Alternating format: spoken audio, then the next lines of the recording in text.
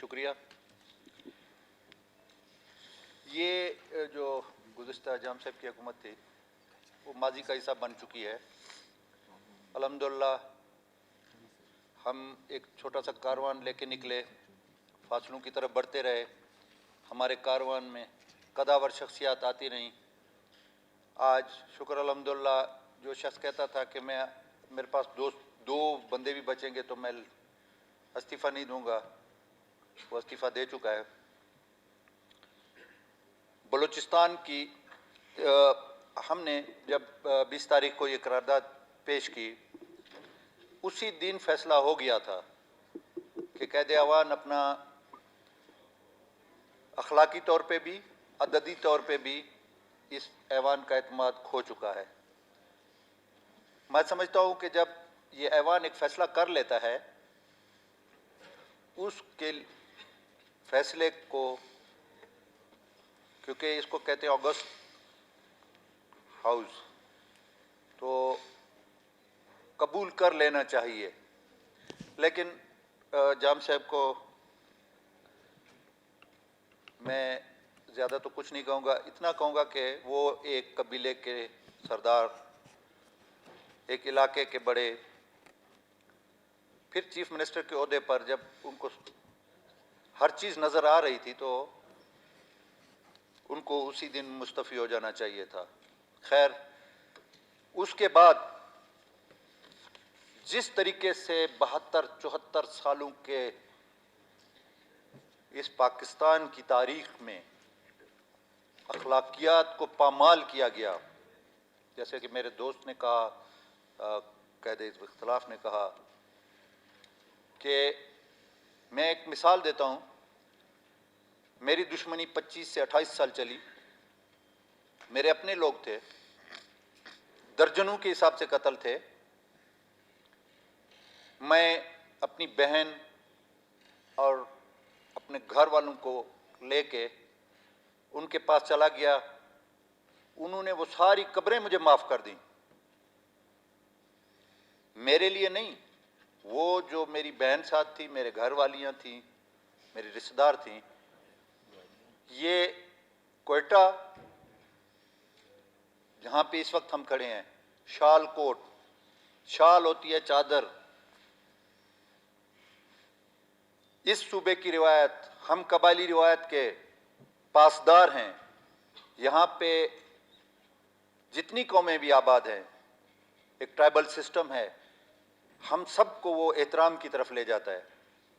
लेकिन मुझे बहुत अफसोस से कहना पड़ता है कि हमारी ख़वातीन को हिफ्ज़ बेजा में रखना,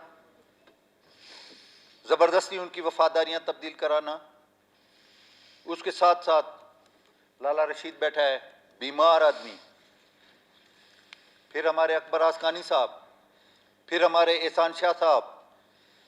ये कौन सी जमहूरियत है? ये कौन सा इस्लाम कहता है जिसके हम दावेदार थे?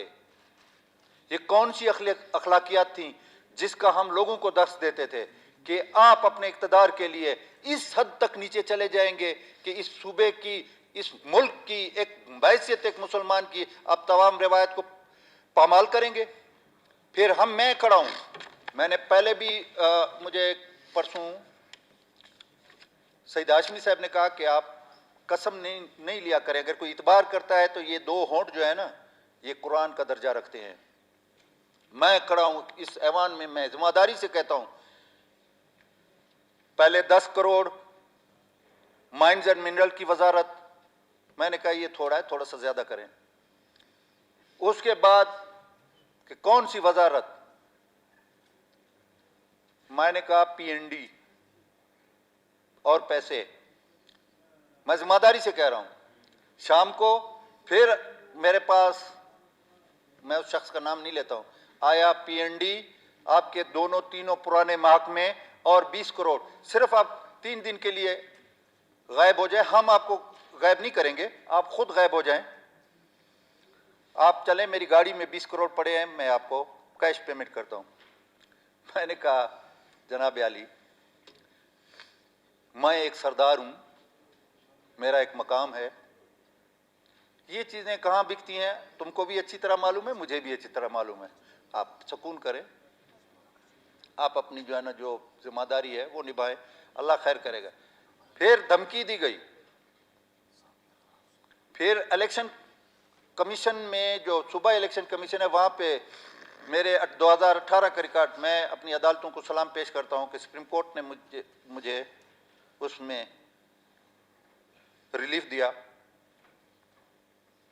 मेरे खिलाफ जो अपीलें थी वो, फिर हमारे दोस्तों के जो दिन में 10-20 हज़ार रुपए गरीबों में बांटते हैं, उसके भाई पर 10,000 रुपए का मोबाइल चोरी करके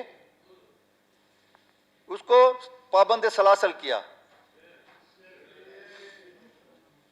दूसरा हमारा साथी, उसके भाई को सहूलतकार बना के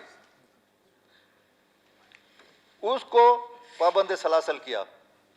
हम तो कहते थे, मैं उस कुर्सी की तरफ से बात कर रहा हूं, हम तो कहते थे कि जी हम तो ईमानदार हैं, इक़्तिदार हमारे लिए कोई हैसियत नहीं रखता है। क्या ये ईमानदारी है? ये क्या इस्लाम आपको इसकी इजाज़त देता है कि आप अपनी ताकत ख़वातीन पर इस्तेमाल करें?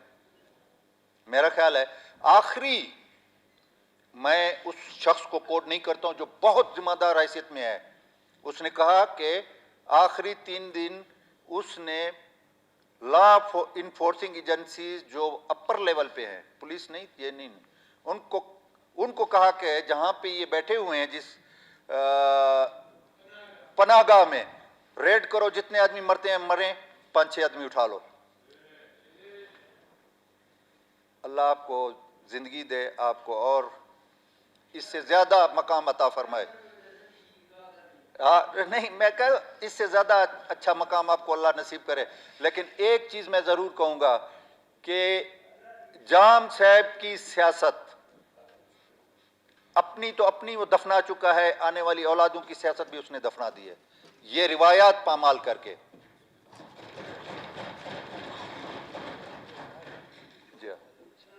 जनाब स्पीकर साहब, हम कबायली रिवायत के पासदार हैं, हमें मजबूर करता है हमारा एहतसाब पूरे सूबे का। एक छोटी सी सड़क है जिना रोड का भी एक छोटा सा टुकड़ा है जो मनान चौक से शुरू होता है और हबीब नाले पर ख़त्म होता है। यहां हमारा एहतसाब होता है। हम जिस मकाम पे भी हों, हमने वापस इसी जिना रोड पे जाना होता है, और हमारा नैब भी वो है, हमारा एंटी करप्शन भी वो है, हमारा FIA भी वो है, वहां पे हमारा एहतसाब होता है। आज जो लोग यहां से रुखसत हो गए हमेशा के लिए, वो इस जिनाह रोड के काबिल भी नहीं रहे। मैं जिम्मेदारी से कहता हूं,